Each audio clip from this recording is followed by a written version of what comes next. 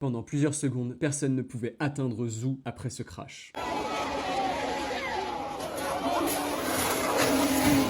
Le départ vient à peine d'être donné. Pierre Gasly se retrouve entre George Russell et Zhu. Les voitures se touchent et l'Alpha de Zhu se retourne immédiatement. À partir de là, il n'est plus passager d'une Formule 1. Je vois encore la voiture à l'envers et son cockpit quasiment collé au sol. La voiture traverse le bac à gravier, puis elle décolle. Elle passe au-dessus des barrières de pneus et termine coincée contre le grillage. Pendant quelques secondes, les caméras ne montrent même plus Zhu. Forcément, devant nos télés, on comprend que quelque chose de très grave vient de se passer. George Russell, impliqué dans l'accident, voit la scène. Il sort immédiatement de sa Mercedes et court vers Zhu. Il sait que sa propre course est probablement terminée. Mais à ce moment-là, il s'en fout. Il expliquera ensuite qu'il voulait simplement voir s'il pouvait aider. Les commissaires et l'équipe médicale finissent par extraire Zhu. Puis la nouvelle tombe enfin. Il est conscient, puis apte après son passage au centre médical. Zhu dira ensuite une phrase extrêmement simple. Le halo m'a sauvé. Et personnellement, ce qui me choque le plus dans cette histoire, c'est que pendant des années, cette protection a été critiquée comme étant moche. Ce jour-là, plus personne ne regrettait son esthétique. On regardait seulement un pilote sortir vivant d'une voiture qui venait de voler derrière les barrières. Merci à toutes les personnes qui s'abonnent, ça fait grave plaisir.